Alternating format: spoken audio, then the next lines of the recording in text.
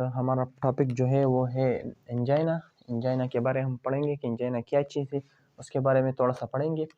तो एंजाइना सबसे पहले जो है वो लैटिन वर्ड्स है, यानी लातीनी ज़ुबान का वर्ड्स है एंजाइना, जिसका मतलब है चेस्ट पेन, यानी दिल के मकाम पर आप कह सकते हैं, या चेस्ट पेन यानी सीने में दर्द जो है उनको एंजाइना कहते हैं। ठीक है, एंजाइना का मीनिंग क्या है? एंजाइना का मतलब है कि which means a severe pain in the chest, यानी चेस्ट में बहुत ज़्यादा दर्द हो तो उसको एंजाइना कहते हैं। ठीक है, ये पेन क्या हो सकता है? ये पेन जो है आपके लेफ्ट शोल्डर पर भी आ सकता है, लेफ्ट आर्म पर भी आ सकता है, और ये जाय तक भी आ सकता है। Which radiating to the left shoulder और आर्म आर द जॉ, यानी ये जॉ है, यहाँ पर ये पेन भी आ सकता है, शोल्डर पर भी आ सकता है इसके साथ, और आर्म पर भी आ सकता है ये एंजाइना की जो पेन होती है। ठीक है, due to the myocardial ischaemia. अब माइकार्डियल रिवर्सिबल माइकार्डियल इस्चीमिया जो कि ठीक हो सकता है। ठीक है, अब इस्चीमिया क्या चीज़ है? जो कि हमारे पास हार्ट है, उसके सराउंडिंग जो है वो मसल्स है, उस मसल्स को आर्टरी सप्लाई करती है, जिस आर्टरीज को कहते हैं क्रोनरी आर्टरीज। वो ब्लड सप्लाई करते हैं हार्ट के मसल्स को। ठीक है, जैसे कि आरसीए हो गई, एलसीए हो गई, एलएडीए हो गई, और सर्कमफ्लेक्शन हो गई। ये है लेफ्ट एंटीरियर डिसेंडिंग आर्टरी। ठीक है, ये हमारे पास हार्ट है, ये इनको ये ब्लड क्रोनरी आर्टरी सप्लाई करती है इनके मसल्स को, जो पंपिंग करती है। ठीक है, तो माइकार्डियल इस्चीमिया जो कि लेक ऑफ ब्लड होती है, तो ये एक अलग टॉपिक है, उसमें डिस्कस करेंगे। लेकिन इस्चीमिया की वजह से, इस्चीमिया का मतलब है जो ब्लड जो सप्लाई है, जो उसकी डिमांड होती है ब्लड की, वो पूरी नहीं होती, तो इम्बैलेंस आ जाती है between the supply and demand. तो इसकी वजह से जो है माइकार्डियल इस्चीमिया होती है। ठीक है, आपको समझ आए कि एंजाइना क्या चीज़ है। ठीक है, तो फिर आर्टरीज, जो इन आर्टरीज में ब्लड सप्लाई होती है, क्योंकि इसमें क्लॉट बन जाती है, या जो कि वेसल्स आर्टरी होती है वो नैरो हो जाती है, उसमें स्पाज्म हो जाती है, तो उसकी वजह से जो है ब्लड कंप्लीट उसकी सप्लाई नहीं होती जो उनकी डिमांड होती है, तो उसकी वजह से पेन हो जाती है। उस पेन को हम कहते हैं एंजाइना। ठीक है, आर्थेरोस्क्लेरोसिस, आपने एक वर्ड सुना हो, आर्थेरोस्क्लेरोसिस का मतलब है बिल्डअप ऑफ फैट, यानी जो आर्टरी के जो वॉल होते हैं, फॉर एग्जांपल ये वॉल है, ये आर्टरी है, इसकी वॉल है, तो इस वॉल पर मिसाल के तौर पर कोलेस्ट्रॉल हो गई, फैट हो गई, या अदर सब्सटेंस हो गई, उसकी बिल्डअप हो जाती है, वो जमा हो जाती है, एक क्लॉट सा बन जाता है, तो उसको जिसको प्लेग भी कहते हैं, लाइक प्लेग। ठीक है, क्लॉट जैसी बन जाती है। ठीक है, अब इसके मजीद जो है वो है 3 टाइप्स है। ठीक है, अच्छा एक बात और, क्रोनिक आर्टरीज जो होती है ना, इसी वजह से ये मेन आर्टरी होती है, जिसकी वजह से हमारे पास एंजाइना भी काज हो सकती है, हार्ट अटैक भी इसी आर्टरीज की ब्लॉकेज की वजह से होती है,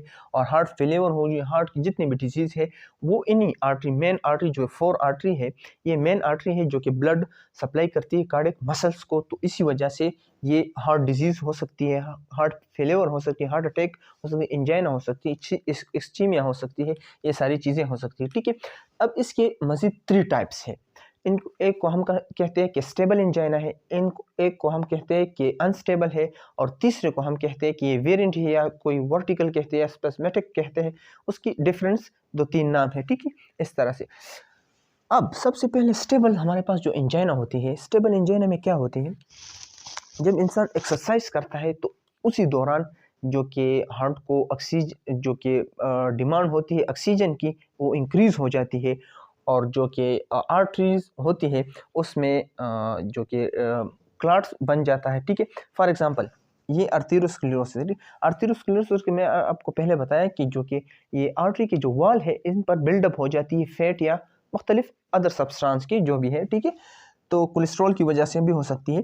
तो ये हो गई, तो इसके दरमियान जो ये आर्टरी है, ये बिल्डअप की वजह से जो कि यहाँ पर प्लेग बन जाता है, तो इसी वजह से जो ब्लड पहुँच रही है तो वो कम पहुँच रही है, और वहाँ पर हम एक्सरसाइज कर रहे हैं तो हमें ऑक्सीजन की ज़रूरत ज़्यादा होती है, तो ऑक्सीजन डिमांड ज़्यादा हो जाती है, जिसकी वजह से पेन होती है। ठीक है, तो स्टेबल एंजाइना किसके कहते हैं? जो कि यहाँ पर क्लॉट बन जाती है, आर्टेरियोस्क्लेरोसिस, जिसकी वजह से जो हमें ऑक्सीजन की जो डिमांड होती है वो ज़्यादा हो जाती है, और चूंकि यहाँ पर क्लॉट बना होता है तो ऑक्सीजन उसी तरह से कंप्लीट नहीं पहुँचता, तो जिसकी वजह से एंजाइना होती है। ठीक है, पेन होती है।